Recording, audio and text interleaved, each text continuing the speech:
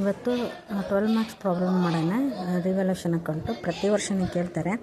ಇದ್ರ ಮೇಲೆ ಅಡ್ಮಿಷನ್ ಮತ್ತು ರಿಟೈರ್ಮೆಂಟ್ ಅಂತ ಎರಡೈತೆ. ಆಲ್ಮೋಸ್ಟ್ ಅಡ್ಮಿಷನ್ ಮೇಲೆ ಯಾವಾಗಲೂ ಪ್ರಾಬ್ಲಮ್ಸ್ಗಳದು. ಸೊ ನಾವು ಡೈರೆಕ್ಟ್ ಕ್ವಶನ್ ಪೇಪರ್ ಸಾಲ್ವ್ ಮಾಡ್ಬಿಡೋಣ, ಹಂಗಂದ್ರೆ ಐಡಿಯಾ ಬರುತ್ತೆ. ಅದಕ್ಕೆ ಇಲ್ಲಿ ನೋಡಿರಿ, Anita and Sunita are partners in a firm sharing profits in the ratio of 2:1. ಅವ್ರದ್ದು 2:1 ರೇಷಿಯೋ ಇದೆ. Their balance sheet as on 31st March 23 was as follows. Balance sheet as on 31st March ಹಿಂಗಿದೆ. First liabilities ಎಲ್ಲ ಕೊಟ್ಟಾರೆ. ಏನೇನು bills payable ಇದೆ, creditors, reserve fund, capitals, Anita ಸುನೀತಾದು ಎಷ್ಟೆಷ್ಟಿದೆ ಅವ್ರ ಬಂಡವಾಳ ಅಂತ. ಆಮೇಲೆ ಇದೆಲ್ಲ ಅಸೆಟ್ ಈಗ ಬಿಸ್ನೆಸ್ ಕಡೆ ಕ್ಯಾಶ್ ಎಷ್ಟಿದೆ, 8,000 ಇದೆ. ಡೆಟರ್ಸು ಅಂದರೆ ಬರಬೇಕಾಗಿರೋ ಸಾಲ 30,000, ಸ್ಟಾಕು 48,000 ಇದೆ, ಫರ್ನಿಚರ್ 8,000 ಇದೆ, ಬಿಲ್ಡಿಂಗ್ 56,000, ಮೋಟ್ರ್ ಕಾರು 30,000, ಟೋಟಲು 1,80,000 ಇದೆ ಅವ್ರ ಕಡೆ ಅಸೆಟು ಮತ್ತು ಲಯಬಿಲಿಟಿ. ಸೊ ಹಿಂಗೊಂದು ಬ್ಯಾಲೆನ್ಸ್ ಶೀಟ್ ಕೊಟ್ಟಿರ್ತಾರೆ. ಆಮೇಲೆ ಕೆಲವೊಂದಿಷ್ಟು ಅಡ್ಜಸ್ಟ್ಮೆಂಟು ಭಾಳ ಏನಿರೋಂಗಿಲ್ಲ, ಒಂದು 4 ಕೊಟ್ಟಿರ್ತಾರೆ ಅಷ್ಟೇ. ಅದ್ರ ಮೇಲೆ ನೀವು revaluation account, partners capital account, balance sheet of new firm ಕಂಡು ಈ ಬ್ಯಾಲೆನ್ಸ್ ಶೀಟು ಚೇಂಜ್ ಆಗುತ್ತೆ ಯಾವಾಗ ಈ ಅಡ್ಜಸ್ಟ್ಮೆಂಟ್ ಎಲ್ಲ ನೀವು ಹಾಕಿ ಪ್ರಾಬ್ಲಮ್ ಮಾಡಿದಾಗ. ಆಮೇಲೆ ಅಡ್ಮಿಷನ್ ಅಂದರೆ ಇಲ್ಲಿ ಕೊಡ್ತಾರೆ, ಏನು ಅಡ್ಮಿಟ್ ಆಗ್ಯಾರೋ ನೀವು ರಿಟೈರ್ಡ್ ಆಗ್ಯಾರೋ ಪಾರ್ಟ್ನರ್ ಇಲ್ಲೇ ಗೊತ್ತಾಗ್ಬಿಡ್ತೈತೆ. ಅಂದರೆ ಇಲ್ಲಿ ಇಬ್ಬರು ಪಾರ್ಟ್ನರ್ ಅದಾರ ಅಂದರೆ ಇನ್ನೊಬ್ರು ಆ್ಯಡ್ ಆಗ್ತಾರಂತ, ಅಂದರೆ ಅಡ್ಮಿಷನ್ ಇದು.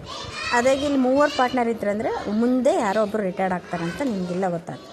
ಸೊ ಇಲ್ಲಿ ಇಬ್ಬರು ಹೆಸರು ಕೊಟ್ಟಾರಂದರೆ ಇಲ್ಲಿ ಏನಾಗುತ್ತೆ ನೋಡ್ರಿ, ಆನ್ 1/4/23 ದೇ ಅಡ್ಮಿಟೆಡ್ ವಿನುತಾ. ಅವ್ರು ಏನು ಮಾಡ್ತಾರೆ, 1/4/23ಗೆ ವಿನುತಾ ಅನ್ನೋ ಪಾರ್ಟ್ನರ್ನ, ಹೊಸ ಪಾರ್ಟ್ನರ್ನ ಅಡ್ಮಿಟ್ ಮಾಡ್ತಾರೆ. ಅವ್ರ share 1/4 in the future profit. ಅಂದರೆ ಫ್ಯೂಚರ್ ಬಿಸ್ನೆಸ್ ಏನಾದರೂ ಪ್ರಾಫಿಟ್ ಅರ್ನ್ ಮಾಡಿದರೆ ಅವರಿಗೆ ಎಷ್ಟು ಪ್ರಾಫಿಟ್ ಕೊಡ್ತಾರೆ, 1/4 ಅಷ್ಟು ಪ್ರಾಫಿಟ್ ಕೊಡ್ತೇವೆ ಅಂತ ಫಾಲೋಯಿಂಗ್ ಟರ್ಮ್ಸನ್ನು ಅವರು ಹಾಕ್ಕೊಂಡ್ಬಿಟ್ಟು, ಕಂಡೀಷನ್ಸ್ ಹಾಕ್ಕೊಂಡು ಅವ್ರಿಗೆ ಅಡ್ಮಿಟ್ ಮಾಡ್ಕೊತಾರೆ. On the time of the admission of Vinuta ಏನೇನು ಟರ್ಮ್ಸ್ ಆ್ಯಂಡ್ ಕಂಡೀಷನ್ಸ್ ಇದು ಅಂದರೆ, she should bring cash for rupees capital of rupees 40,000. Vinuta ಎಷ್ಟು ಕ್ಯಾಪಿಟಲ್ ಇಂಟ್ರೊಡ್ಯೂಸ್ ಮಾಡ್ತಾಳೆ ಅಂದರೆ, ಬಿಸ್ನೆಸ್ಸಿಗೆ ಎಂಟ್ರಿ ಆಗ್ಬೇಕಾದ್ರೆ 40,000 ಕ್ಯಾಪಿಟಲ್ ಬಂಡವಾಳ ಹಾಕ್ತಾಳೆ. And 30,000 for goodwill. ಅವಳು ಮತ್ತು 40,000 ಕ್ಯಾಪಿಟಲ್ ಜೊತೆಗೆ ಗುಡ್ ವಿಲ್ ಸಹ ಇಂಟ್ರೊಡ್ಯೂಸ್ ಮಾಡ್ತಾಳೆ. ಸೊ ಅದು ಎಷ್ಟಿದೆ ಅಂದರೆ 30,000 ರುಪೀಸ್ ಇದೆ. ನೆಕ್ಸ್ಟ್ ಅಡ್ಜಸ್ಟ್ಮೆಂಟು ಇದು ಎಲ್ಲ ಪ್ರಾಬ್ಲಮಲ್ಲೂ ಯೂಶ್ವಲಾಗಿ ಬರುತ್ತೆ, ಕ್ಯಾಪಿಟಲ್ ಮತ್ತು ಗುಡ್ ವಿಲ್ಲು. ನೆಕ್ಸ್ಟು ಹಾಫ್ ಅಂದರೆ ಅರ್ಧ, 1/2 ಆಫ್ ಗುಡ್ ವಿಲ್. ಅಂದರೆ ಈಗೇನು ಇವ್ರು ಇಂಟ್ರೊಡ್ಯೂಸ್ ಮಾಡಿರ್ತಾರಲ್ಲ ಗುಡ್ ವಿಲ್ಲು, ಇದರಲ್ಲಿ ಅರ್ಧ ಅಂದರೆ ಎಷ್ಟಾಗುತ್ತೆ, 15,000 ಆಗುತ್ತೆ. ಆ 15,000 good will amount withdrawn by the old partners. ಅಂದರೆ ಓಲ್ಡ್ ಪಾರ್ಟ್ನರ್ಸ್ ಅನಿತಾ ಮತ್ತು ಸುನೀತಾ ಇರ್ತಾರಲ್ಲ, ಅವರು ವಿತ್ಡ್ರಾ ಮಾಡ್ತಾರೆ. ಎಷ್ಟು, ವಿನುತಾ ಇಂಟ್ರೊಡ್ಯೂಸ್ ಮಾಡಿರೋಂಥ 30,000 ಗುಡ್ ವಿಲ್ ಅಮೌಂಟಲ್ಲಿ ಅರ್ಧ ಅಂದರೆ 15,000 ಈ ಓಲ್ಡ್ ಪಾರ್ಟ್ನರ್ಸ್ ವಿತ್ಡ್ರಾ ಮಾಡ್ತಾರೆ. ಎದ್ರ ಬೇಸಿಸ್ ಮೇಲೆ ಅಂದರೆ on the basis of their ratios ಎಷ್ಟಿದೆ, 2:1 ಇದೆಯಲ್ಲ, ಅದರ ಮೇಲೆ. ಅದು ಹೆಂಗೆ ಅಂತ ನಾನು ಹೇಳ್ಕೊಡ್ತೀನಿ. Next building are to be revalued at rupees 66,000 and make a provision for legal charges. Building are revalued. ಇಲ್ಲಿ ನೋಡಿರಿ, ರಿವ್ಯಾಲ್ಯೂಷನ್ ಅಕೌಂಟ್ ಪ್ರಿಪೇರ್ ಮಾಡುವಾಗ ನೀವು ಇದನ್ನು ಯೂಸ್ ಮಾಡ್ಕೋಬೇಕು. ಇದನ್ನು ಕ್ಯಾಪಿಟಲ್ ಮತ್ತು ಗುಡ್ ವಿಲ್ಲು ಕೂಡ ಅಷ್ಟೇ ಪಾರ್ಟ್ನರ್ಸ್ ಕ್ಯಾಪಿಟಲ್ ಅಕೌಂಟ್ ಪ್ರಿಪೇರ್ ಮಾಡುವಾಗ ಯೂಸ್ ಮಾಡ್ಕೋಬೇಕು. ಮತ್ತು ಇದನ್ನು ಕೂಡ ಪಾರ್ಟ್ನರ್ಸ್ ಕ್ಯಾಪಿಟಲ್ ಅಕೌಂಟ್ ಪ್ರಿಪೇರ್ ಮಾಡುವಾಗ ಯೂಸ್ ಮಾಡಬೇಕು. ಸೊ ನೆಕ್ಸ್ಟ್ ಹಂಗಾರೆ ರಿವ್ಯಾಲ್ಯೂಷನ್ ಅಕೌಂಟಿಗೆ ಬರೋ ಯಾವುವು ಅನ್ನೋ ಕ್ವಶನ್ ಬರುತ್ತೆ. ಇಲ್ಲಿ ನೋಡಿರಿ, building are to be revalued. Revalue ಏನಾಗಿರುತ್ತೆ ಅಂದರೆ, ಈಗಾಗಲೇ ಬಿಲ್ಡಿಂಗ್ ಇದೆ ಅವ್ರ ಕಡೆ, 56,000 ರುಪೀಸ್ಗಿದೆ. ಅದನ್ನು ರಿವ್ಯಾಲ್ಯೂ ಮಾಡ್ತಾರೆ. ಎಷ್ಟು, 66,000. ಅಂದರೆ 56,000ಗೆ ಇರೋದನ್ನು 66,000ಗೆ ರಿವ್ಯಾಲ್ಯೂ ಮಾಡ್ತಾರೆ. ಅಂದರೆ ಅದರ ಅರ್ಥ ಇನ್ಕ್ರೀಸ್ ಆಗಿದೆ ಅಂತ, ಹೌದಲ್ವಾ? ಇನ್ಕ್ರೀಸ್ ಆದಾಗ ಅದು ಅವರಿಗೆ ಕ್ರೆಡಿಟ್ ಆಗುತ್ತೆ, ಡಿಕ್ರೀಸ್ ಆಯಿತು ಅಂದರೆ ಡೆಬಿಟ್ ಆಗುತ್ತೆ. And make A provision for legal charges means expenses 700 rupees ಇದೆ. ಇದು ಇನ್ಕಮ್ ಆಗುತ್ತೆ, ಇದು ಎಕ್ಸ್ಪೆನ್ಸಸ್ ಆಗುತ್ತೆ. ಆಮೇಲೆ ಡಿಪ್ರಿಷಿಯೇಷನ್ ಅಂದರೆ ರೆಡ್ಯೂಸ್ ಆಗೋದು, ಅಂದರೆ ಡೆಬಿಟ್ ಸೈಡ್ ಬರುತ್ತಿದೆ entry. Motor car by 10%. Motor car value ಎಷ್ಟಿದೆ, 30,000 ಇದೆ. ಈ 30,000 ಮೇಲೆ 10% ಮಾಡಬೇಕು. ಆಮೇಲೆ reduces the stock by 10%. Stock ಕೂಡ ರೆಡ್ಯೂಸ್ ಆಗಿದೆ. ಅವ್ರ ಕಡೆ ಸ್ಟಾಕ್ ಎಷ್ಟಿತ್ತು, 48,000 ಇತ್ತಲ್ಲ, ಅದನ್ನು 10% ರೆಡ್ಯೂಸ್ ಮಾಡಿ ಕ್ಯಾಲ್ಕುಲೇಷನ್ ಮಾಡಬೇಕು. ಸೊ ಇಲ್ಲಿ ನೋಡ್ರಿ, ಎ ಮತ್ತು ಬಿ ಅಡ್ಜಸ್ಟ್ಮೆಂಟು ಪಾರ್ಟ್ನರ್ಸ್ ಕ್ಯಾಪಿಟಲ್ ಅಕೌಂಟಿಗೆ ಹೋಗ್ತದೆ. ಸಿ ಅಡ್ಜಸ್ಟ್ಮೆಂಟ್ ಅಂದರೆ ಅಸೆಟ್ಸು ಏನಾದರೂ ಲಯಬಿಲಿಟೀಸು ಇನ್ಕ್ರೀಸು ಡಿಕ್ರೀಸು ಆದರೆ ಅವನ್ನು ಎಲ್ಲಿ ಎಂಟ್ರಿ ಮಾಡಬೇಕು ನಾವು ರಿವ್ಯಾಲ್ಯೂ. ಹೆಸರೇ ಹೇಳುತ್ತದು ರಿವ್ಯಾಲ್ಯೂ ಅಂದರೆ ಅದಕ್ಕೆ ಪುನರ್ಮೌಲ್ಯ ನೀಡೋದು. ಈಗಾಗಲೇ ಒಂದು ಮೌಲ್ಯ ಇರುತ್ತೆ, ಅದು ಪುನರ್ಮೌಲ್ಯ ಹೆಚ್ಚಾಗ್ಬೋದು ಕಡಿಮೆ ಆಗ್ಬೋದು. ಅದನ್ನು ನೀವು ರಿವ್ಯಾಲ್ಯೂಯೇಷನ್ ಅಕೌಂಟ್ ಅಂತ ಒಂದು ಅಕೌಂಟ್ ಓಪನ್ ಮಾಡಿ ಅದರಲ್ಲಿ ತೋರಿಸ್ಬೇಕು. ಹೆಚ್ಚಾದರೂ ಕ್ರೆಡಿಟ್ ಸೈಡ್ ತೋರಿಸ್ಬೇಕು, ಕಡಿಮೆ ಆದರೆ ಡೆಬಿಟ್ ಸೈಡ್ ತೋರಿಸ್ಬೇಕು. ಇದು ನಿಮಗೆ ನೆನಪಿರ್ಬೇಕು. ಯಾವೇ ಅಸೆಟ್ ವ್ಯಾಲ್ಯೂ ಇನ್ಕ್ರೀಸ್ ಆಯಿತು ಅಂದರೆ ಕ್ರೆಡಿಟ್ ಸೈಡು, ಡಿಕ್ರೀಸ್ ಆಯಿತು ಅಂದರೆ ಡೆಬಿಟ್ ಸೈಡ್. ಅದು ಹೆಂಗೆ ಅಂತ ಎಂಟ್ರಿ ಮಾಡುವಾಗ ಹೇಳ್ತೀವಿ. ಸೊ ಇದನ್ನೆಲ್ಲ ಇಟ್ಕೊಂಡು ನೀವೇನು ಮಾಡ್ಬೇಕಂದ್ರೆ ರಿವ್ಯಾಲ್ಯೂಯೇಷನ್ ಅಕೌಂಟ್ ಪ್ರಿಪೇರ್ ಮಾಡಬೇಕು. ಹೇಳಿದ್ನಲ್ಲ, ರಿವ್ಯಾಲ್ಯೂ ಅಂದರೆ ಇವೆರಡು ಅಡ್ಜಸ್ಟ್ಮೆಂಟಿಗೆ ಬರುತ್ತೆ. ಆಮೇಲೆ ಪಾರ್ಟ್ನರ್ಸ್ ಕ್ಯಾಪಿಟಲ್ ಅಕೌಂಟ್ ಅಂದರೆ ನ್ಯೂ ಪಾರ್ಟ್ನರ್ ಏನು ಎಂಟ್ರಿ ಕೊಟ್ಟಾರಲ್ಲ ಅದನ್ನ ಇಟ್ಕೊಂಡು ಮಾಡಬೇಕು. ಆಮೇಲೆ balance sheet of the new firm. So ಇವೆಲ್ಲ ಅಡ್ಜಸ್ಟ್ಮೆಂಟ್ ಮಾಡಿದ್ಮೇಲೆ ಈ ಬ್ಯಾಲೆನ್ಸ್ ಶೀಟ್ ಹಿಂಗೆ ಇರಲ್ಲ, ಚೇಂಜ್ ಆಗುತ್ತೆ. ಏನೇ ಚೇಂಜ್ ಆಯಿತೋ ಅದು ನ್ಯೂ ಬ್ಯಾಲೆನ್ಸ್ ಶೀಟನ್ನು ಕೂಡ ನೀವು ಪ್ರಿಪೇರ್ ಮಾಡಬೇಕು. ಸೊ ಹೇಗೆ ಅಂತ ನೋಡೋಣ. ಸೊ ನೋಡಿ, ಫಸ್ಟ್ ಅವ್ರು ಏನು ಪ್ರಿಪೇರ್ ಮಾಡೋಕ್ಕೆ ರಿವ್ಯಾಲ್ಯೂಯೇಷನ್ ಅಕೌಂಟ್ ಪ್ರಿಪೇರ್ ಮಾಡೋಕ್ಕೆ ನಾನು ಆಗಲೇ ಫಾರ್ಮೆಟ್ ಹಾಕ್ಕೊಂಡಿದ್ದೀನಿ. Revaluation account of Anita, Sunita and Vineetha ಇವ್ರು ಮೂವರ್ಗೂ ಕೂಡ ನಾವಿಲ್ಲಿ ರಿವ್ಯಾಲ್ಯೂಯೇಷನ್ ಅಕೌಂಟನ್ನು ಪ್ರಿಪೇರ್ ಮಾಡಬೇಕು. ನಾನು ಆಗಲೇ ಹೇಳಿದೆ ನಿಮಗೆ, ಕ್ಯಾಪಿಟಲ್ ಇಂಟ್ರೊಡ್ಯೂಸ್ ಮಾಡೋದು ಮತ್ತು ಗುಡ್ವಿಲ್ ಇಂಟ್ರೊಡ್ಯೂಸ್ ಮಾಡೋದು ಮತ್ತು ಹಾಫ್ ಆಫ್ ಎ ಗುಡ್ವಿಲ್ ಇವೆಲ್ಲವೂ ರಿವ್ಯಾಲ್ಯೂಯೇಷನ್ ಅಕೌಂಟಲ್ಲಿ ಬರೋಲ್ಲ. ಇವು ಡೈರೆಕ್ಟಾಗಿ ಎಲ್ಲಿಗೆ ಹೋಗ್ತಾವೆ ಅಂದರೆ ಪಾರ್ಟ್ನರ್ಸ್ ಕ್ಯಾಪಿಟಲ್ ಅಕೌಂಟಿಗೆ ಹೋಗುತ್ತೆ. ಸೊ ನಾವು ಇವಾಗ ಇದನ್ನು ಟಚ್ ಮಾಡೋ ಅವಶ್ಯಕತೆ ಇಲ್ಲ. ಸೊ ನಾವು ಡೈರೆಕ್ಟ್ ರಿವ್ಯಾಲ್ಯೂಯೇಷನ್ ಅಂದರೆ ಅಸೆಟ್ ಮತ್ತು ಲಯಬಿಲಿಟಿದು ಏನಾದರೂ ರಿವ್ಯಾಲ್ಯೂ ಆಗಿತ್ತು ಅಂದರೆ ಆ ರಿವ್ಯಾಲ್ಯೂ ಏನಾಯಿತು, ಇನ್ಕ್ರೀಸ್ ಆಗಿದೆನೋ ಡಿಕ್ರೀಸ್ ಆಗಿದೆನೋ ತೋರಿಸೋಂಥ ಅಕೌಂಟ್ ಇದು. ಇಲ್ಲಿ ನೋಡಿರಿ, building are to be revalued ಅಂದರೆ ಎಷ್ಟಿತ್ತದು ಆಗಲೇ ಬಿಲ್ಡಿಂಗು 56,000 ಇತ್ತು, 66,000 ಆಗಿದೆ. ಸೊ ಇನ್ಕ್ರೀಸ್ ಆಯ್ತಲ್ವ, 56,000 ಅಂದರೆ ಇದ್ದಿದ್ದು 66 ಅಂದರೆ 10,000 ಇನ್ಕ್ರೀಸ್ ಆಯಿತು. ಎಷ್ಟು ಇನ್ಕ್ರೀಸ್ ಆಯ್ತು ಅಮೌಂಟು? 10,000. ಸೊ ಇನ್ಕ್ರೀಸ್ ಆಯ್ತು ಅಂದರೆ ಯಾವಾಗಲೂ ನಾವು ಎಲ್ಲಿ ಬರಬೇಕು ಅಂದರೆ ಕ್ರೆಡಿಟ್ ಸೈಡ್ ಬರಬೇಕು. ಹೆಂಗೆ ತೋರಿಸ್ಬೇಕು? ಈ ಕಡೆ ಬಂದಾಗ ಬೈ ಬಿಲ್ಡಿಂಗ್ಸ್ ಅಕೌಂಟ್ ಅಂತ ಬರೆದು ಎಷ್ಟು ಅಮೌಂಟ್ ಇನ್ಕ್ರೀಸ್ ಆಗಿತ್ತೋ ಆ ಅಮೌಂಟನ್ನು ಡೈರೆಕ್ಟಾಗಿ ಬರೀಬೇಕು. ಎಷ್ಟು ಇನ್ಕ್ರೀಸ್ ಆಯಿತು? 10,000. ಇನ್ ಕೇಸ್ ಡಿಕ್ರೀಸ್ ಆಗಿತ್ತಾ ಈ ಕಡೆ ಬರೀರಿ, ಟು ಬಿಲ್ಡಿಂಗ್ ಅಕೌಂಟ್ ಅಂತ ಬರೆದು 10,000 ಅಮೌಂಟನ್ನು ಈ ಕಡೆ ಬರೀರಿ. ಡಿಕ್ರೀಸ್ ಆದರೆ ಈ ಕಡೆ ಬರಬೇಕು, ಇನ್ಕ್ರೀಸ್ ಆದರೆ ಈ ಕಡೆ ಬರಬೇಕು. ಸೊ ಈ ಎಂಟ್ರಿ ಮುಗೀತು. ನೆಕ್ಸ್ಟ್ ಏನೈತೆ? Make provision for legal charges. ಇಲ್ಲಿ ನೋಡ್ರಿ, ನಿಮ್ಗೊಂದು ಕ್ಲೂ, ಈ ಕಡೆ ಇರೋವೆಲ್ಲ ಎಕ್ಸ್ಪೆನ್ಸಸ್ಸು, ಈ ಕಡೆ ಇರೋವೆಲ್ಲ ಇನ್ಕಮ್ಸ್. ನಾನು ಅದಕ್ಕೆ ಬ್ರಾಕೆಟಲ್ಲಿ ಬರ್ತೀನಿ, ನೀವು ಇದನ್ನು ಬರಿಬಾರ್ದು, ನಾನು ನಿಮ್ಗೆ ಅರ್ಥ ಆಗಲಿ ಅಂತ ಇಲ್ಲಿ ಬರ್ತೀನಿ. ಈ ಕಡೆ ಬರೋವೆಲ್ಲ ಎಕ್ಸ್ಪೆನ್ಸಸ್ಸು, ಈ ಕಡೆ ಬರೋವೆಲ್ಲ ಇನ್ಕಮ್ಸ್. 10,000 ಇನ್ಕ್ರೀಸ್ ಆದರೆ ಅದು ಇನ್ಕಮ್ ಅಲ್ಲ, ಅದಕ್ಕೆ ನಾನು ಕ್ರೆಡಿಟ್ ಸೈಡ್ ಬರುತ್ತೆ. ಇನ್ ಕೇಸ್ ಅದೇನಾದರೂ ಡಿಕ್ರೀಸ್ ಆಗಿತ್ತು ಅಂದರೆ ಡೆಬಿಟ್ ಸೈಡ್ ಬರುತ್ತೆ ಅಷ್ಟೇ. ಈಗ ಲೀಗಲ್ ಚಾರ್ಜಸ್ ಅಂದರೆ ಇದು ಒಂದು ಎಕ್ಸ್ಪೆನ್ಸಸ್ ಇದ್ದಂಗೆ, ಹೌದಾ? ಅದನ್ನು ಬರೀರಿ ಡೈರೆಕ್ಟಾಗಿ. ಎಕ್ಸ್ಪೆನ್ಸಸ್ ಯಾವ ಕಡೆ ಬರುತ್ತೆ? ಯಾವಾಗಲೂ debit side. To legal charges account, ಇಲ್ಲ ಎಕ್ಸ್ಪೆನ್ಸಸ್ ಅಂತಾನು ಬರಿಬೋದು, ಇಲ್ಲ ಡೈರೆಕ್ಟ್ ಲೀಗಲ್ ಚಾರ್ಜಸ್ ಅಂತಾದರೂ ಬರಿಬೋದು. ಎಷ್ಟಿದೆ ಅಮೌಂಟು? 700 ಇದೆ. ಸೊ ಈ ಎಂಟ್ರಿ ಮುಗಿತು. ಈಗ ಇದು ಈ ಎಂಟ್ರಿ ಕ್ಲೋಸ್. ನೆಕ್ಸ್ಟ್ ಉಳಿದಿದೆ ಅಂದರೆ ಇದು ಡಿಪ್ರಿಷಿಯೇಟ್. ಈ ಡಿಪ್ರಿಷಿಯೇಷನ್ನ ಅಂದರೆ ಕಡಿಮೆ ಆಗುತ್ತೆ. ಡಿಪ್ರಿಷಿಯೇಷನ್ ಮೀನ್ಸ್ ಅಪ್ರಿಸಿಯೇಷನ್ ಅಂದರೆ ಜಾಸ್ತಿ ಆಗೋದು, ಡಿಪ್ರಿಸಿಯೇಷನ್ ಅಂದರೆ ಕಡಿಮೆ ಆಗೋದು. ಕಡಿಮೆ ಆದರೆ ಎಲ್ಲಿ ಬರುತ್ತೆ? ಅಫ್ಕೋರ್ಸ್ ಲಾಸ್ ಅಂತಲೇ, ಅಂದರೆ ಎಕ್ಸ್ಪೆನ್ಸಸ್ ಅಂತಲೇ. ಸೊ ಅದಕ್ಕೆ ಇಲ್ಲಿ ಏನಂತ ತೋರಿಸ್ಬೇಕು? ಟು ಡಿಪ್ರಿಷಿಯೇಷನ್ ಅಕೌಂಟ್ ಅಂತಲೇ ತೋರಿಸ್ಬೇಕು. ಡಿಪ್ರಿಷಿಯೇಷನ್ ಅಕೌಂಟ್ ಅಂತ ತೋರಿಸ್ಬಿಟ್ಟು ಎಷ್ಟು? Motor car. ಫಸ್ಟ್ ಯಾವುದಿದೆ? Motor car. ಎಷ್ಟು ಪರ್ಸೆಂಟು? 10%. ಮೋಟಾರ್ ಕಾರ್ದ ಅಮೌಂಟು ಇಲ್ಲಿ ಕೊಟ್ಟಿರ್ತಾರೆ 30,000 ಇಂಟು 10/100 ಅಂದರೆ ಈ 0 ಕ್ಯಾನ್ಸಲ್ ಆಗಿ ಉಳಿದಿದ್ದು 3,000 ಇರುತ್ತೆ. ನೆಕ್ಸ್ಟ್ ರೆಡ್ಯೂಸ್ಡ್ ಸ್ಟಾಕ್ ಅಂತ ಬರ್ಕೊಂಡ್ರೆ ಎಷ್ಟು? ಸ್ಟಾಕೂ 10%. ಸ್ಟಾಕ್ ವ್ಯಾಲ್ಯೂ ಎಷ್ಟಿದೆ? 48,000 ಇದೆ.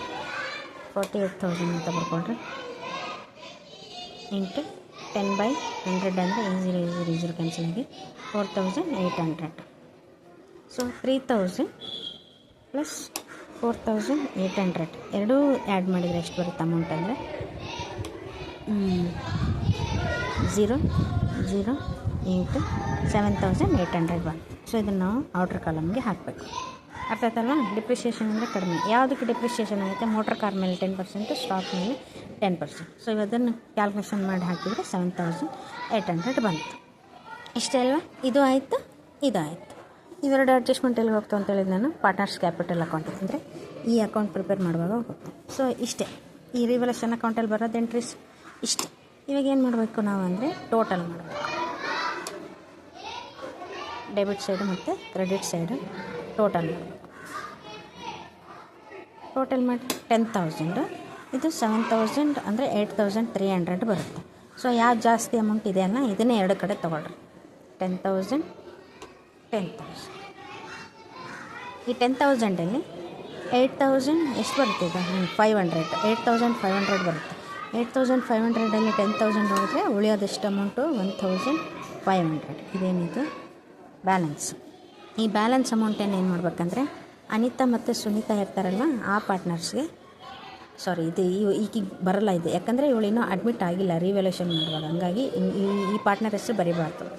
ಈ ಅನಿತಾ ಸುನೀತಾಗಷ್ಟೇ ನಾವು ಶೇರ್ ಮಾಡ್ತೀವಿ ಇದನ್ನು, ಈ ರಿವ್ಯಾಲ್ಯೂಷನ್ ಅಕೌಂಟಲ್ಲಿ ಬಂದಿರೋಂಥದ್ದು ಪ್ರಾಫಿಟನ್ನು. ಇದು ಏನಾಗುತ್ತೆ ಲೆಫ್ಟ್ ಸೈಡ್ ಇದ್ದರೆ ಪ್ರಾಫಿಟ್, ಅದೇ ಡೆಬಿಟ್ ಸೈಡ್ ಕ್ರೆಡಿಟ್ ಸೈಡ್ ಬಂದಿತ್ತಂದರೆ ಲಾಸು. ಸೊ ಇನ್ನೇನಂತ ತೋರಿಸ್ಬೇಕು,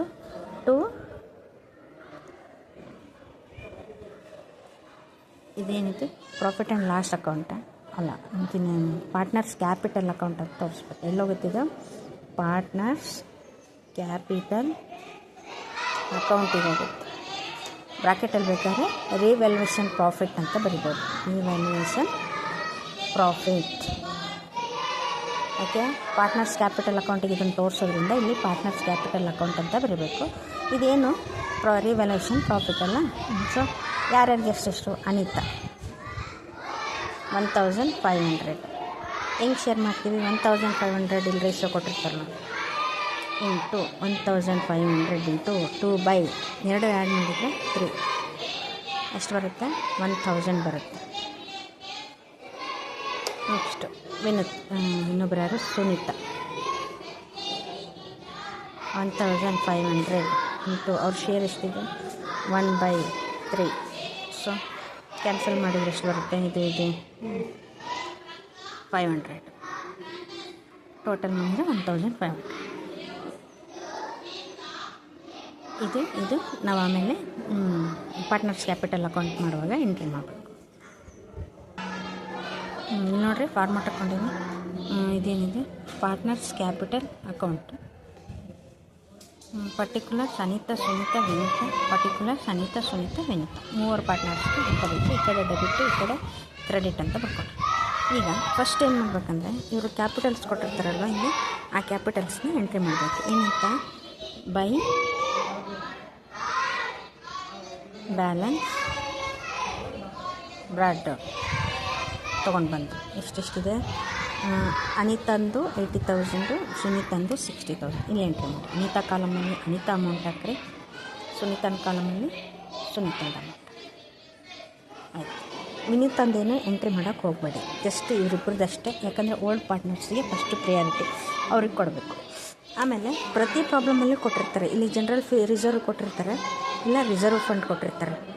ಇವೆರಡರಲ್ಲಿ ಒಂದು ಗ್ಯಾರಂಟಿ ಇರುತ್ತೆ. ಇದನ್ನು ಓಲ್ಡ್ ಪಾರ್ಟ್ನರ್ಸಿಗೆ ಅವ್ರದ್ದು ರೇಷಿಯೋ ಏನಿರುತ್ತೋ ಅದ್ರ ಬೇಸಿಸ್ ಮೇಲೆ ಶೇರ್ ಮಾಡಿಬಿಡ್ರಿ. ಯಾಕಂದರೆ ಇದು ಪಾರ್ಟ್ನರ್ಸ್ ಕ್ಯಾಪಿಟಲ್ ಅಕೌಂಟ್ ಆಗಿರೋದ್ರಿಂದ ಅವ್ರ ಅಕೌಂಟಿಗೆ ಹೋಗಿ ಬೀಳುತ್ತೆ ರಿಸರ್ವ್ ಫಂಡ್. ಯಾಕಂದರೆ ರಿಸರ್ವ್ ಇಟ್ಟಿರ್ತಾರೆ, ಪ್ರತಿಯೊಂದು ಕಂಪ್ನಿಯಲ್ಲೂ ರಿಸರ್ವ್ ಫಂಡ್ ಇದ್ದೇ ಇರುತ್ತೆ, ಅದು ಓಲ್ಡ್ ಪಾರ್ಟ್ನರ್ಸ್ಗೆ ಸೇರುತ್ತೆ. ಯಾಕಂದರೆ ಈಗ ಹಳೇದದ್ದು ಹೊಸ ಪಾರ್ಟ್ನರ್ ಅಡ್ಮಿಟ್ ಆಗ್ತಿದ್ದಾಳೆ ಅಂದರೆ ಹಳೆ ಬ್ಯಾಲೆನ್ಸ್ ಎಲ್ಲನೂ ಇರೋ ಹಳೆ ಪಾರ್ಟ್ನರ್ಸಿಗೆ ಹೋಗಬೇಕು. ಸೊ ಅದು ಒಂದು ಎಂಟ್ರಿ ಬರ್ತೀನಿ. By reserve fund account. Reserve fund ಎಷ್ಟಿದೆ 18,000 ಇದೆ. 18,000 ಅಂದರೆ ಅದನ್ನ ಹೆಂಗೆ ಬರೀಬೇಕಂದ್ರೆ 18,000 ಇಂಟು 2:1 ಈ ಅನುಪಾತದಲ್ಲಿ ಕೊಟ್ಟಿದ್ದೀವಿ ಅಂತ ಬರೀಬೇಕು. ಮಾಡಿ ಎಷ್ಟು ಬರುತ್ತೆ ನೋಡಿ, 18,000 ಇಂಟು 2/3 ಮಾಡಿದರೆ 3 1 3 6 2 12 ಅಂದರೆ ಇದು 12,000 ಒಬ್ಬರಿಗೆ. ಇದು 18,000 12,000 ಹೋದ್ರೆ ಉಳಿಯೋದು ಎಷ್ಟು 8,000 ಒಬ್ಬರಿಗೆ. ಸೊ ಹಿಂಗೆ ಶೇರ್ ಮಾಡಬೇಕಿದೆ ರಿಸರ್ವ್ ಫಂಡ್. ಇಲ್ಲ ಜನರಲ್ ರಿಸರ್ವ್ ಅಂತ ಕೊಟ್ಟಿರ್ತಾರೆ, ಇಲ್ಲ ರಿಸರ್ವ್ ಫಂಡ್ ಅಂತ ಕೊಟ್ಟಿರ್ತಾರೆ. ಈ ಬ್ಯಾಲೆನ್ಸ್ ಶೀಟಲ್ಲಿ ಪ್ರತಿ ಪ್ರಾಬ್ಲಮಲ್ಲೂ ಕೊಟ್ಟಿರ್ತಾರೆ ಆಲ್ಮೋಸ್ಟ್. ಇದು ಒಂದು ಎಂಟ್ರಿ ಬರುತ್ತೆ. ಫಸ್ಟ್ ಏನು ಮಾಡಿದ್ವಿ, ಅವ್ರ ಕ್ಯಾಪಿಟಲ್ಸ್ನ ಹಾಕ್ಕೊಂಡ್ವಿ ಓಲ್ಡ್ ಪಾರ್ಟ್ನರ್ಸ್ದು. ಆಮೇಲೆ ರಿಸರ್ವ್ ಫಂಡ್ ಕೊಟ್ಟಿದ್ದಾರೆ, ಅದನ್ನು ಅವರು ರೇಷಿಯೋ ಬೇಸಿಸ್ ಮೇಲೆ ಶೇರ್ ಮಾಡಿ. ನೆಕ್ಸ್ಟ್ ಎಲ್ಲಿ ಬರಬೇಕಂದ್ರೆ ಇದು ಈ ರಿವ್ಯಾಲ್ಯೂಯೇಷನ್ ಪ್ರಾಫಿಟ್ ನಾವೇನು ಕಂಡುಹಿಡಿದಿರ್ತೀವಲ್ಲ ಅದನ್ನು ಹಾಕಬೇಕು ಓಲ್ಡ್ ಪಾರ್ಟ್ನರ್ಸ್ಗೆ. ಬರೀ ಬೈ ರಿವ್ಯಾಲ್ಯೂಯೇಷನ್ ಶಾರ್ಟ್ ಫಾರ್ಮಲ್ಲಿ ಬರೆದಿರ್ತೀನಿ ಅಕೌಂಟ್. ರಿವ್ಯಾಲ್ಯೂಯೇಷನ್ ಪ್ರಾಫಿಟ್ ಎಷ್ಟೆಷ್ಟು ಬಂದಿತ್ತು ಅನಿತಂದು 1000, ಸುನೀತಂದು 500. ಇದನ್ನ ಎಂಟ್ರಿ ಮಾಡಿದ್ವಿ. ಸೊ ಅರ್ಥ ಆಯ್ತಾನೆ. ಫಸ್ಟ್ ಏನು ಹಾಕಿದ್ವಿ ನಾವು, ಅವ್ರ ಪಾರ್ಟ್ನರ್ಸ್ ಹಾಕಿದ್ವಿ, ಆಮೇಲೆ ಬ್ಯಾಲೆನ್ಸ್ ಶೀಟಲ್ಲಿ ಕೊಟ್ಟಿರೋ ರಿಸರ್ವ್ ಫಂಡ್ನ ಹಂಚಿದ್ವಿ, ಆಮೇಲೆ ನಾವು ಕಂಡುಹಿಡಿದಂಥ ರಿವಲ್ಯೂಷನ್ ಪ್ರಾಫಿಟನ್ನು ಹಾಕಿದ್ವಿ. Next coming to the point, ಈ ಎಂಟ್ರಿ ಬರಬೇಕು. ಕ್ಯಾಶ್ ಯಾರು Vinita admit, new partner admit ಆಗಿರ್ತಾರಲ್ಲ, ಅವ್ರು ಬರ್ಬೇಕಾದ್ರೆ ಕ್ಯಾಪಿಟಲು ಗುಡ್ ವಿಲ್ ತಂದಿರ್ತಾರಲ್ಲ, ಅದನ್ನು ಹಂಚಬೇಕು.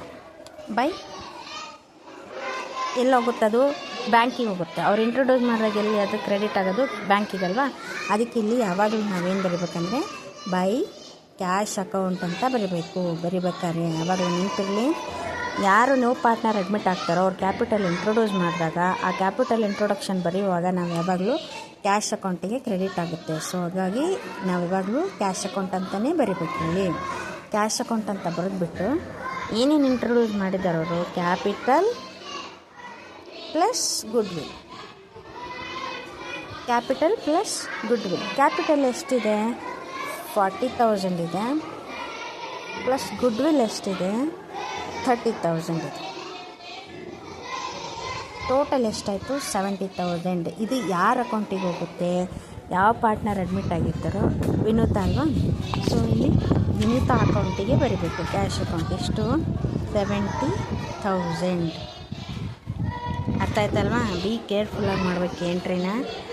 ಯಾರು ನ್ಯೂ ಪಾರ್ಟ್ನರ್ ಅಡ್ಮಿಟ್ ಆಗಿರ್ತಾರೋ ಅದನ್ನು ನಾವು ಕ್ಯಾಶ್ ಅಕೌಂಟ್, ಯಾಕಂದರೆ ಬ್ಯಾಂಕಿಗೆ ಕ್ರೆಡಿಟ್ ಆಗುತ್ತೆ ಅಮೌಂಟ್, ಹಾಗಾಗಿ ಕ್ಯಾಶ್ ಅಕೌಂಟ್ ಅಂತ ತೋರಿಸ್ಬಿಟ್ಟು ಕ್ಯಾಪಿಟಲ್ ಗುಡ್ ವಿಲ್ ಎರಡೂ ಆ್ಯಡ್ ಮಾಡಿ ವಿನೂತನ ಅಕೌಂಟಿಗೆ ಇಡಬೇಕು. ಅರ್ಥ ಆಯ್ತಲ್ವ. ನೆಕ್ಸ್ಟು ಇವರು ಗುಡ್ ವಿಲ್ ಇಂಟ್ರೊಡ್ಯೂಸ್ ಮಾಡಿರ್ತಾರಲ್ವ, ಆ ಗುಡ್ ವಿಲ್ಲನ್ನು ಕೂಡ ಅಕೌಂಟಿಂಗ್ ಸ್ಟ್ಯಾಂಡರ್ಡ್ಸ್ ಪ್ರಕಾರ ಹಂಚ್ರಿ ಅಂತ ಹೇಳ್ಯಾರ. ಇಲ್ಲಿ ನೋಡಿರಿ, as per AS accounting standards 26 ಅಂದರೆ ಓಲ್ಡ್ ಪಾರ್ಟ್ನರ್ಸ್ಗೆ ಹಂಚೋದು on the basis of their ratios. ಎಷ್ಟಿದೆ ಗುಡ್ ವಿಲ್ಲು, ಎಷ್ಟು ಇಂಟ್ರೊಡ್ಯೂಸ್ ಮಾಡ್ಯಾರೆ, 30,000. ಅದನ್ನು ಬೈ ಗುಡ್ ವಿಲ್ ಅಕೌಂಟ್. ಇದು ಅಕೌಂಟಿಂಗ್ ಸ್ಟ್ಯಾಂಡರ್ಡ್ಸ್ 26 ಅಂತ ಕೊಟ್ಟಿದ್ರೆ ಮಾತ್ರ ಈ ಗುಡ್ ವಿಲ್ ಶೇರ್ ಮಾಡಿರಿ, ಇಲ್ಲಾಂದರೆ ಮಾಡೋಕ್ಕೆ ಹೋಗ್ಬೇಡ್ರಿ. ಇಲ್ಲಿ ಕೊಟ್ಟಾರಲ್ವ ಅದಕ್ಕೆ. ಇಷ್ಟು 30,000 ಇಂಟು 2:1 ಮಾಡಿದರೆ 30,000 2 ಅಂದರೆ 3 3 10 10 2 20,000 ಒಬ್ಬರಿಗೆ, 10,000 ಒಬ್ಬರಿಗೆ. ಅರ್ಥ ಆಯ್ತಾ. ಇದು ಅಕೌಂಟಿಂಗ್ ಸ್ಟ್ಯಾಂಡರ್ಡ್ಸ್ ಪ್ರಕಾರ ಹಂಚುವಂಥದ್ದು ಗುಡ್ ವಿಲ್ಲನ್ನು. ಗುಡ್ ವಿಲ್ನ ನಾವು ಹಂಚಿದ್ವಿ, ಮುಗೀತಾ. ಇದು ಎಂಟ್ರಿ ಮುಗೀತಾ. ಸೊ ಇನ್ನೊಂದು ಇದು ಮುಗೀತು. ಈಗ ಆ ಎಂಟ್ರಿ ಇನ್ನೊಂದು ಉಳಿತು. ಏನು ಕೊಟ್ಟಾರಿದ್ದಾನೆ, ಇದು ಆಲ್ಮೋಸ್ಟ್ ಭಾಳ ಪ್ರಾಬ್ಲಮ್ಸಲ್ಲಿ ಕೊಟ್ಟಿದ್ದಾರೆ. ಸೊ ನಿಮ್ಗೆ ಐಡಿಯಾ ಇರಲಿ ಅಂತ ಮಾಡಿಸ್ತೀನಿ, ಅದಕ್ಕೆ ಈ ಪ್ರಾಬ್ಲಮ್ ತೊಗೊಂಬಂದೆ. Half of a goodwill amount withdrawn by the old partner. ಇಲ್ಲಿ ನೋಡಿರಿ 30,000 ಇದೆನಾ, ಈ 30,000ಅಲ್ಲಿ ಮತ್ತೆ ಹಾಫ್ ಅಮೌಂಟ್ ಅಂದರೆ 15,000 ಯಾರು ವಿತ್ಡ್ರಾನ್ ಮಾಡ್ಕೊಂಡಾರೋ ಓಲ್ಡ್ ಪಾರ್ಟ್ನರ್ಸ್. ಸೊ ಅಂದರೆ ಆ ಅಮೌಂಟು ವಿತ್ಡ್ರಾನ್ ಮಾಡ್ಕೊಂಡಾಗ ಏನಾಗುತ್ತೆ, ಅವ್ರ ಅಮೌಂಟಿಗೆ ಡೆಬಿಟ್ ಬ್ಯಾಲೆನ್ಸ್ ಆಗುತ್ತೆ. ಸೊ ಅಂದರೆ ಈಗ ಅವಳು ಬ್ಯಾಂಕಿಗೆ ಇಂಟ್ರೊಡ್ಯೂಸ್ ಮಾಡಿರ್ತಾಳೆ 30,000 ಬ್ಯಾಂಕಿಗೆ ಇಂಟ್ರೊಡ್ಯೂಸ್ ಮಾಡಿರೋಂಥ ಹಾಫ್ ಅಮೌಂಟನ್ನು ಇವರು ವಿತ್ಡ್ರಾ ಮಾಡಿಕೊಂಡ್ರೆ ಸೊ ಎಲ್ಲಿ ಕ್ರೆಡಿಟ್ ಆಗುತ್ತೆ, ಎಲ್ಲಿ ಡೆಬಿಟ್ ಆಗುತ್ತೆ ಅಮೌಂಟ್ ಅಂದರೆ ಕ್ಯಾಶ್ ಅಕೌಂಟಿಂದ. ಯಾಕಂದರೆ ಬ್ಯಾಂಕಿಗೆ ಕ್ರೆಡಿಟ್ ಆಗಿರುತ್ತೆ, ಬ್ಯಾಂಕಿಗೆ ಇಂಟ್ರೊಡ್ಯೂಸ್ ಮಾಡ್ತಾಳಲ್ಲ, ಕ್ಯಾಶ್ ಅಕೌಂಟಲ್ಲಿ ಡೆಬಿಟ್ ಆಗುತ್ತೆ. ಸೊ ಇಲ್ಲಿ ಇನ್ನೊಂದು ಎಂಟ್ರಿ ಬರುತ್ತೆ. ಇಲ್ಲಿ ಅಕೌಂಟಿಂಗ್ ಸ್ಟ್ಯಾಂಡರ್ಡ್ಸ್ ಯಾವಾಗಲೂ ಇವರಿಗೆ ಕ್ರೆಡಿಟ್ ಆಯಿತು ಅಂದರೆ ಯಾರ ಅಕೌಂಟಲ್ಲಿ ಡೆಬಿಟ್ ಆಯಿತು, ವಿನೂತಂದು ಅಕೌಂಟಲ್ಲಿ ಡೆಬಿಟ್ ಆಗುತ್ತೆ. ಸೊ ಅದೊಂದು ಎಂಟ್ರಿ ಬರಬೇಕು. To Anita's capital account. ಇಷ್ಟು 20,000. ಸೊ ಯಾರ ಅಕೌಂಟಿಂದ, ವಿನೂತಾ ಅಕೌಂಟಿಂದ ಡೆಬಿಟ್ ಆಯಿತು. ನೆಕ್ಸ್ಟು ಟು ಸುನೀತಾಗೆ ಎಷ್ಟೋಗಿದೆ, 10,000 ಆಯಿತು. ಅದನ್ನು ಬರೀಬೇಕು. ಸುನೀತಾಸ್ ಕ್ಯಾಪಿಟಲ್ ಅಕೌಂಟ್ ಎಷ್ಟು ಡೆಬಿಟ್ ಆಯಿತು, 10,000. ಯಾರ ಅಕೌಂಟಿಂದ, ವಿನೂತಾ ಅಕೌಂಟಿಂದ. ಇಲ್ಲಿ ನೋಡಿರಿ, ಇಲ್ಲಿ ವಿನೂತಾ ಅಕೌಂಟಲ್ಲಿ ಡೆಬಿಟ್ ಬ್ಯಾಲೆನ್ಸ್ ತೋರಿಸಿದೆ ಅಂದರೆ ಇಲ್ಲಿ ಅನಿತಾಗೆ ಕ್ರೆಡಿಟ್ ಆಗಿದೆ 20,000, ಸುನೀತಾಗೂ 10,000 ಕ್ರೆಡಿಟ್ ಆಗಿದೆ. ಆಯಿತಾ. ಹಿಂಗೆ ಮಾಡಿದ್ಮೇಲೆ ನೆಕ್ಸ್ಟ್ ಏನು ಮಾಡಿದ್ರು, ಈ ಅಡ್ಜಸ್ಟ್ಮೆಂಟಿಗೆ ಬರಬೇಕು. Half of a goodwill amount withdrawn by the old partners ಅಂದರೆ ಎಲ್ಲಿಂದ ವಿತ್ಡ್ರಾ ಆಗುತ್ತೆ? ಕ್ಯಾಶಿಂದ, ಕ್ಯಾಶ್ ಅಕೌಂಟ್ ಅಂದರೆ ಬ್ಯಾಂಕಿಂದ. ಸೊ ಅದನ್ನು ನಾವೇನಂತ ತೋರಿಸ್ಬೇಕು? ಟು ಕ್ಯಾಶ್ ಅಕೌಂಟ್ ಅಂತ ತೋರಿಸಿ ಎಷ್ಟೆಷ್ಟು ಅಮೌಂಟು ವಿತ್ಡ್ರಾ ಮಾಡಿದ್ರು ಅವರು. ಅನಿತಾ ಎಷ್ಟು ಅಮೌಂಟ್ ವಿತ್ಡ್ರಾ, ನಾನು ಆಗಲೇ ಹೇಳಿದ್ನಲ್ಲ, ಹಾಫ್ ಆಫ್ ಎ ಅಮೌಂಟ್ ಅಂದರೆ 15,000 ಆಗುತ್ತೆ. ಎಲ್ಲಿ 15,000? 13,000 ಇಂಟು 1/2. ಹಾಫ್ ಅಂದರೆ 15,000. ಈ 15,000 ಯಾವ ರೇಷಿಯೋ ಮೇಲೆ? 2:1 ಹಂಚಿದರೆ ಇವರಿಗೆ ಒಬ್ಬರಿಗೆ 10,000 ಬರುತ್ತೆ, ಒಬ್ಬರಿಗೆ 5,000 ಬರುತ್ತೆ. ಈ ಅಡ್ಜಸ್ಟ್ಮೆಂಟು ಮುಗೀತು. ಇದಿಲ್ಲ ಅಂದರೆ ಇದು ಎಂಟ್ರಿ ಏನು ಬರೋಲ್ಲ. ಇದನ್ನು ಕೊಟ್ಟಿರೋದಕ್ಕೇ ನಾವು ಈ ಎಂಟ್ರಿನ ಮಾಡ್ತೀವಿ. ಇಲ್ಲಾಂದರೆ ಜಸ್ಟ್ ಈ ಗುಡ್ ವಿಲ್ ಕೊಟ್ಬಿಟ್ಟು ಇಲ್ಲಿ ತೋರಿಸ್ಬಿಟ್ರೆ ಮುಗಿದೋಗ್ಬಿಡುತ್ತೆ ಅಷ್ಟೇ. ಆಯಿತಾ? ಇಲ್ಲಿಗೆ ಎಲ್ಲ ಎಂಟ್ರೀಸು ನಾವು ಮಾಡಿದ್ವಿ, ಮುಗೋದು ಇಲ್ಲಿಗೆ. ಈಗ ಏನು ಮಾಡೋಣ? ಟೋಟಲ್ ಮಾಡಿದರೆ ನಾನು ಆಗಲೇ ಕ್ಯಾಲ್ಕುಲೇಷನ್ ಮಾಡಿದ್ದೀನಿ. ಸೊ ಟೋಟಲ್ ಮಾಡಿದರೆ ಆಬ್ವಿಯಸ್ಲಿ ಕ್ರೆಡಿಟ್ ಬ್ಯಾಲೆನ್ಸ್ ಜಾಸ್ತಿ ಬಂತು. 1,13,000, 76,500, 70,000. ಸೊ ಎರಡು ಕಡೆನೂ ಅಮೌಂಟ್ ಬರ್ಕೊಂಡು ಇದರಲ್ಲಿ ಇದನ್ನು ಕಳಿಬೇಕು, ಇದರಲ್ಲಿ ಇದನ್ನು ಕಳಿಬೇಕು, ಇದರಲ್ಲಿ ಇದನ್ನು ಟೋಟಲ್ ಮಾಡಿ ಕಳೆದ್ರೆ ಎಷ್ಟು ಬರ್ತದೆ ಅಂತ ನೋಡೋಣ. ಸೊ ಕಳೆದೆ 1,13,000 10,000 ಹೋದರೆ 1,03,000, 76,500 5,000 ಹೋದರೆ 71,500, 70,000 30,000 ಹೊಡೆದ್ರೆ ಉಳಿಯೋದು 40,000. ಸೊ ಇದು ಏನಾಗುತ್ತೆ? ಪಾರ್ಟ್ನರ್ಸ್ ಕ್ಯಾಪಿಟಲ್ ಅಕೌಂಟಲ್ಲಿ ಈಗ ಹೊಸದಾಗಿ ಬಂದಿರುವಂಥ ಅವರ ಬಂಡವಾಳ, ಇಷ್ಟಿರುವಂಥ ಬಂಡವಾಳ ಚೇಂಜಸ್ ಆಯ್ತು ನೋಡ್ರಿ. ಅನಿತಾದ 80,000 ಇತ್ತು, ಸುನೀತಾದ 60,000 ಇತ್ತಲ್ಲ, ಅದು ಎಲ್ಲ ಕ್ಯಾಲ್ಕುಲೇಷನ್ ಮಾಡಿ ಹಿಂಗೆ ಚೇಂಜ್ ಆಗಿದೆ. ಸೊ ಇಷ್ಟು ಸಿಕ್ಕ ಮೇಲೆ ನಾವೇನು ಮಾಡ್ಬೋದು? ಸುಲಭವಾಗಿ ನೆಕ್ಸ್ಟ್ ಇನ್ನೊಂದು ಯಾವ ಅಕೌಂಟು, ಈಗ ರಿವಲ್ಯೂಷನ್ ಅಕೌಂಟು ಪ್ರಿಪೇರ್ ಮಾಡಿದ್ವಿ, ಪಾರ್ಟ್ನರ್ಸ್ ಕ್ಯಾಪಿಟಲ್ ಅಕೌಂಟು ಪ್ರಿಪೇರ್ ಮಾಡಿದ್ವಿ. ಉಳಿದಿದ್ದು ಯಾವುದು? Balance sheet of A new firm. ಇದನ್ನು ಪ್ರಿಪೇರ್ ಮಾಡೋಣ. ಇಲ್ಲಿ ನಿಮಗೊಂದು ವಿಷಯ ಗೊತ್ತಿರಬೇಕು, ಅಡ್ಮಿಷನ್ ಆಫ್ ಎ ಪಾರ್ಟ್ನರ್ ಬಂದಾಗ ಅವ್ರು ಕೇಳಲಿ ಬಿಡಲಿ cash account must and should prepare ಮಾಡಲೇಬೇಕು. ಯಾಕಂದರೆ ಇಲ್ಲಿ ನೋಡಿರಿ, ಎಲ್ಲ ಕ್ಯಾಶ್ ಟ್ರಾನ್ಸಾಕ್ಷನ್ಸ್ ಮಾಡಿರ್ತೀವಿ. ಇಲ್ಲೊಂದು ಕ್ಯಾಶ್ ಇದೆ, ಹೌದಾ? ಆಮೇಲೆ ಇಲ್ಲೊಂದು ಕ್ಯಾಶ್ ಇದೆ. ಸೊ ಹಿಂಗಿದ್ದಾಗ ನೀವು ಕ್ಯಾಶ್ ಅಕೌಂಟನ್ನು ಪ್ರಿಪೇರ್ ಮಾಡಲೇಬೇಕಾಗುತ್ತೆ. ಸೊ ಇಲ್ಲಿ ನೀವು ನೋಡ್ಬೋದು, ನಾನಾಗಲೇ ಕ್ಯಾಶ್ ಅಕೌಂಟ್ ಪ್ರಿಪೇರ್ ಮಾಡಿಬಿಟ್ಟೀನಿ. ಇಲ್ಲಿ ನೋಡಿರಿ, ಕ್ಯಾಶ್ ಅಕೌಂಟ್ ಅಂತ ಬರುತ್ತೆ, ಪರ್ಟಿಕ್ಯುಲರ್ಸ್ ಅಮೌಂಟ್ ಅಂತ ಬರುತ್ತೆ. First to balance brought down. ಯಾವಾಗಲೂ ಡೆಬಿಟ್ ಬ್ಯಾಲೆನ್ಸ್ ಇರುತ್ತೆ ಬ್ಯಾಂಕಲ್ಲಿ, ಯಾಕಂದರೆ ಇದು ಕರೆಂಟ್ ಅಕೌಂಟ್ ಇರೋದ್ರಿಂದ, ರನ್ನಿಂಗಲ್ಲಿ ಇರೋದ್ರಿಂದ ಅಮೌಂಟು ಯಾವಾಗಲೂ ಕ್ರೆಡಿಟ್ ಆಗಿ ಡೆಬಿಟ್ ಬ್ಯಾಲೆನ್ಸೇ ತೋರಿಸುತ್ತೆ. ಎಷ್ಟಿದೆ ಅಮೌಂಟು? ಕ್ಯಾಶ್ದು 8,000 ಇದೆ. ಈ 8,000 ಇಲ್ಲಿ ಬರೀಬೇಕು. ಆಮೇಲೆ ಇದರಲ್ಲಿ ನಾವೀಗೇನು ಮಾಡಿರ್ತೀವಲ್ವ, ಇದರಲ್ಲಿ ಏನು ಕ್ಯಾಶ್ ಅಕೌಂಟ್ಸ್ ಇದೆಯೋ, ಇದು ಟು ಕ್ಯಾಶ್ ಅಕೌಂಟ್ ಅಂತಿದೆಯಲ್ಲ, ಅದು ಟು ಇರೋದು ಏನಾಗುತ್ತೆ? ಬೈ ಆಗುತ್ತೆ. ಬೈ ಏನಿದೆ ಟು ಕ್ಯಾಶ್ ಅಕೌಂಟ್ ಎಷ್ಟಿದೆ? ಅನಿತಾದು 10,000 ಇದೆ, ಸುನೀತಾದು 5,000 ಇದೆ. ಸೊ ಇಲ್ಲಿ ಬರೆಯುವಾಗ ಬೈ ಅನಿತಾಸ್ ಕ್ಯಾಪಿಟಲ್ ಅಕೌಂಟ್ ಅಂತ ಬರೆದು 10,000 ತೋರಿಸ್ರಿ, ಬೈ ಸುನೀತಾಸ್ ಕ್ಯಾಪಿಟಲ್ ಅಕೌಂಟ್ ಅಂತ ಬರೆದು 5,000 ಅಂತ ತೋರಿಸಿ. ಇಲ್ಲಿ ಬಂದಿರುತ್ತಲ್ಲ ಟು ಕ್ಯಾಶ್ ಅಕೌಂಟ್ ಅಂತ, ಅದನ್ನು ಅನಿತಾದು 10,000, ಸುನೀತಾದು 5,000 ಇಲ್ಲಿ ಬರೆಯುವಾಗ ಸಪ್ರೇಟ್ ತೋರಿಸ್ಬೇಕು. By Anita's, by Sunita's. ಆಮೇಲೆ ಇನ್ನೊಂದು ಎಂಟ್ರಿ ಇದೆ ನೋಡಿ, ಬೈ ಕ್ಯಾಶ್ ಅಕೌಂಟ್ ಬೈ ಇರೋದೇನಾಗುತ್ತೆ? 2 ಆಗುತ್ತೆ. To partners capital account, to partners capital account ಆಗುತ್ತೆ. ಎಷ್ಟಿದೆ ಅಮೌಂಟು? 70,000. ಆ 70,000 ಇಲ್ಲಿ ಬರಬೇಕು. ಇಷ್ಟೇ ಅಲ್ವಾ ಕ್ಯಾಶ್ ಇರೋದು, ಇನ್ನೇನಿಲ್ಲ ಇದನ್ನು ಬಿಟ್ಟರೆ, ಹೌದಾ? ಸೊ ಇದರಲ್ಲೇ ಬರುತ್ತೆ. ಇದರಲ್ಲೇ ನೋಡಿಕೊಂಡು ನಾವು ಹುಷಾರಾಗಿ ಎಂಟ್ರಿ ಮಾಡಬೇಕು. ಈ ಎಂಟ್ರಿ ಮಾಡಿ ಟೋಟಲ್ ಮಾಡಿದರೆ ಆಬ್ವಿಯಸ್ಲಿ 78,000, ಇದು 78,000, ಇದು ಜಾಸ್ತಿ ಬರುತ್ತೆ.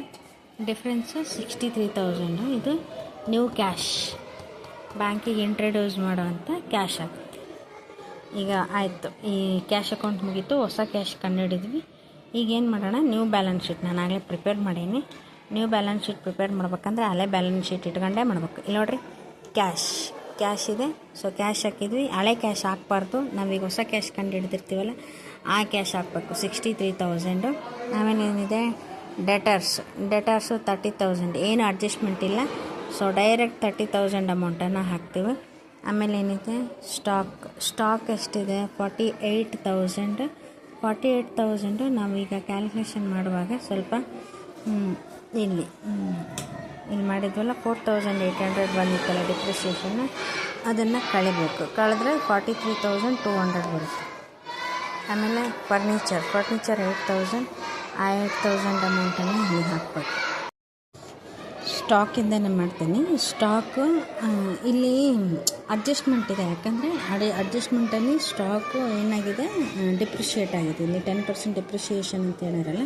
ಸೊ ಹಂಗಾಗಿ ಎಷ್ಟು ನಾವು ರಿವ್ಯಾಲ್ಯೂಷನ್ ಅಕೌಂಟ್ ಮಾಡುವಾಗ ಕಂಡುಹಿಡಿದಿದ್ವಿ ಸ್ಟಾಕಿಂದ ಎಷ್ಟು 4,800 ಬಂದಿತ್ತಲ್ಲ, ಆ ಅಮೌಂಟ್ನ ಈ ಫೇಸ್ ವ್ಯಾಲ್ಯೂ ಏನಿರುತ್ತೋ ಸ್ಟಾಕ್ 48,000 ಇರುತ್ತಲ್ಲ, ಆ 48,000ಅಲ್ಲಿ ಲೆಸ್ ಮಾಡಿದರೆ 48,000 ಮೈನಸ್ 4,800 ಲೆಸ್ ಮಾಡಿ 43,200 ಅಂತ ಇರಬೇಕು. ಇನ್ ಕೇಸ್ ಜಾಸ್ತಿ ಆಗಿತ್ತಪ್ಪ, ಅಪ್ರಿಷಿಯೇಟ್ ಆಗಿತ್ತಂದರೆ ಪ್ಲಸ್ ಮಾಡಬೇಕು ಅಷ್ಟೇ, ಸಿಂಪಲ್. ಅಡ್ಜಸ್ಟ್ಮೆಂಟಲ್ಲಿ ಇದ್ದಿರೋದನ್ನು ನ್ಯೂ ಬ್ಯಾಲೆನ್ಸ್ ಶೀಟ್ ಪ್ರಿಪೇರ್ ಮಾಡುವಾಗ ಓಲ್ಡ್ ಬ್ಯಾಲೆನ್ಸ್ ಶೀಟಲ್ಲಿರುವಂಥ ಅಮೌಂಟಲ್ಲಿ ಅಡ್ಜಸ್ಟ್ಮೆಂಟಲ್ಲಿ ಏನು ಹೇಳಿರ್ತಾರೋ ಅಷ್ಟು ಅಮೌಂಟನ್ನು ಡಿಪ್ರಿಷಿಯೇಟ್ ಆದರೆ ಲೆಸ್ ಮಾಡಿರಿ, ಅಪ್ರಿಷಿಯೇಟ್ ಆದರೆ ಆ್ಯಡ್ ಮಾಡಿ. ಇಲ್ಲಿ ಡಿಪ್ರಿಷಿಯೇಷನ್ ಅಂತ ಕೊಟ್ಟಿರೋದ್ರಿಂದ ನಾವಿಲ್ಲಿ ಲೆಸ್ ಮಾಡಿ ಅಮೌಂಟನ್ನು ಇಡ್ತೀವಿ. ಇದು ನ್ಯೂ ವ್ಯಾಲ್ಯೂ. ನೆಕ್ಸ್ಟು ಫರ್ನಿಚರ್ದು ಏನು ಅಡ್ಜಸ್ಟ್ಮೆಂಟ್ ಬಂದಿಲ್ಲ ಅಂದ್ಕೊತೀನಿ. ಫರ್ನಿಚರ್ ಇಲ್ಲ, ಬಿಲ್ಡಿಂಗ್ದಿದೆ, ಮೋಟ್ರ್ ಕಾರ್ದಿದೆ, ಸ್ಟಾಕ್ ಇದೆ. ಸೊ ಫರ್ನಿಚರ್ದು ಕೂಡ ಏನು ಅಡ್ಜಸ್ಟ್ಮೆಂಟ್ ಇಲ್ಲದೆ ಇರೋದ್ರಿಂದ ನಾವು ಡೈರೆಕ್ಟಾಗಿ ಫರ್ನಿಚರ್ ಅಮೌಂಟ್ ಎಷ್ಟಿದೆ 8,000 ಇದೆಲ್ಲ 8,000 ಅಂತ ಬರ್ಕೊಳ್ತೀವಿ. ನೆಕ್ಸ್ಟ್ ಬಿಲ್ಡಿಂಗ್ದು ಅಡ್ಜಸ್ಟ್ಮೆಂಟಲ್ಲಿ ಇದೆ ನೋಡ್ರಿ. Building are to be revalued ಅಂದರೆ ಇನ್ಕ್ರೀಸ್ ಆಗಿತ್ತು, ನಾವು ಆವಾಗಲೇ ನೋಡಿದ್ವಲ್ಲ 10,000 ಇನ್ಕ್ರೀಸ್ ಆಗಿತ್ತು. ಸೊ ಇಲ್ಲಿ ನೋಡಿರಿ, ಬಿಲ್ಡಿಂಗ್ ವ್ಯಾಲ್ಯೂ ಎಷ್ಟಿದೆ 56,000.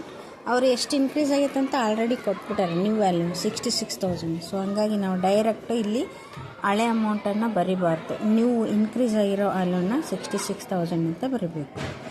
ಸೊ ನೆಕ್ಸ್ಟ್ ಇನ್ಯಾವುದು ಉಳಿತು, ಲಾಸ್ಟು ಮೋಟರ್ ಕಾರ್ದು ಕೂಡ ಅಡ್ಜಸ್ಟ್ಮೆಂಟ್ ಇದೆ, 10% ಡಿಪ್ರಿಷಿಯೇಷನ್. ಸೊ ಇಲ್ಲಿ ರಿವ್ಯಾಲ್ಯೂಷನ್ ಅಕೌಂಟ್ ಮಾಡುವಾಗ ಮೋಟಾರ್ ಕಾರ್ ಮಾಡಿದ್ವಿ 30,000, ಯಾಕಂದರೆ ಇದ್ರ ವ್ಯಾಲ್ಯೂ 30,000 ಇದೆ. 30,000 ಇಂಟು 10 ಮಾಡಿದರೆ 3,000 ಬಂದಿತ್ತು. 30,000ಅಲ್ಲಿ ಇಲ್ಲಿ ಮೋಟ್ರ್ ಕಾರ್ 30,000ಅಲ್ಲಿ 3,000 ಕಳೆದ್ರೆ 27,000 ಬಂತು.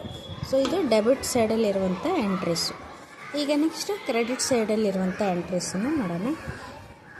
ಬಿಲ್ಸ್ ಪೇಯಬಲ್ದು ಏನು ಅಡ್ಜಸ್ಟ್ಮೆಂಟ್ ಇರಲಿಲ್ಲ, ಸೊ ಹಾಗಾಗಿ ನಾವು ಡೈರೆಕ್ಟಾಗಿ ಬಿಲ್ಸ್ ಪೇಯಬಲ್ 6,000 ಬರ್ಕೊಂಡ್ವಿ. ನೆಕ್ಸ್ಟು ಕ್ರೆಡಿಟರ್ಸ್ದು ಕೂಡ ಏನು ಅಡ್ಜಸ್ಟ್ಮೆಂಟ್ ಇರಲಿಲ್ಲ, ಹಂಗಾಗಿ ಕ್ರೆಡಿಟರ್ಸ್ ಕೂಡ 16,000 ಡೈರೆಕ್ಟಾಗಿ ಅವಧಿ ಎಷ್ಟಿದೆಯೋ ಅಷ್ಟು ಅಮೌಂಟನ್ನು ಬರ್ಕೊಂಡ್ವಿ. ಈಗ ಕ್ಯಾಪಿಟಲ್ಸ್ ಅಂದರೆ ಇಲ್ಲಿ ನೋಡಿರಿ, ರಿಸರ್ವ್ ಫಂಡ್ ಆಲ್ರೆಡಿ ಶೇರ್ ಮಾಡಿಬಿಟ್ವಲ್ಲ ನಾವು ಪಾರ್ಟ್ನರ್ಸ್ ಕ್ಯಾಪಿಟಲ್ ಅಕೌಂಟಿಗೆ. ಸೊ ಇಲ್ಲಿ ಬರೋಲ್ಲ, ನೀವು ಬ್ಯಾಲೆನ್ಸ್ ಶೀಟ್ ಮಾಡುವಾಗ ಇದು ಬರೋಲ್ಲ, ಆಲ್ರೆಡಿ ಶೇರ್ ಆಗಿದೆ ಅವ್ರಿಗೆ. ಹಾಗಾಗಿ ನೆಕ್ಸ್ಟ್ ಕ್ಯಾಪಿಟಲ್ಸ್ ಇದೆ. ಈ ಕ್ಯಾಪಿಟಲ್ಸ್ ಎಂಟ್ರಿ ಮಾಡುವಾಗ ನ್ಯೂ ಪಾರ್ಟ್ನರ್ ಇರಬೇಕು, ಇದು ನ್ಯೂ ಬ್ಯಾಲೆನ್ಸ್ ಶೀಟ್ ಅಲ್ಲ, ಹಾಗಾಗಿ 3 ಪಾರ್ಟ್ನರ್ಸ್ದು ಮಾಡಬೇಕಾಗುತ್ತೆ. ಅನಿತಾ, ಸುನೀತಾ, ವಿನೀತಾ. ಈಗಾಗಲೇ ನಾವು ಪಾರ್ಟ್ನರ್ಸ್ ಕ್ಯಾಪಿಟಲ್ ಅಕೌಂಟಿಗೆ ಕಂಡುಹಿಡಿದಿತ್ತು. ಅನಿತಾದಷ್ಟು 1,03,000, ವಿನೀತಾದು 17,500, ವಿನೀತಾದು 40,000. ಅದನ್ನು ಹಾಕಬೇಕು. ಅನಿತಾದು, ಸುನೀತಾದು, ವಿನೂತಾದು ಟೋಟಲ್ ಮಾಡಿ ಅಮೌಂಟ್ ಕಾಲಮ್ಗೆ ಹಾಕಬೇಕು. ಮತ್ತು ಇನ್ನೊಂಚೂರು ಎಕ್ಸ್ಪೆನ್ಸಸ್ ಈ ಅಡ್ಜಸ್ಟ್ಮೆಂಟಲ್ಲಿದೆ ಅನ್ನೋದು ಲೀಗಲ್ ಚಾರ್ಜಸ್ ಅಂತ. ಈ ಲೀಗಲ್ ಚಾರ್ಜಸ್ ಕೂಡ ಎಕ್ಸ್ಪೆನ್ಸಸ್ ಅಲ್ವಾ, ಲಯಬಿಲಿಟಿ ಅಲ್ವಾ, ನಮ್ಮದು ಜವಾಬ್ದಾರಿ ಅಲ್ವಾ. ಅಂಥದ್ದು ಏನಾದರೂ ಒಂದು ಎಕ್ಸ್ಪೆನ್ಸಸ್ ಇರುತ್ತೆ ಅಡ್ಜಸ್ಟ್ಮೆಂಟಲ್ಲಿ.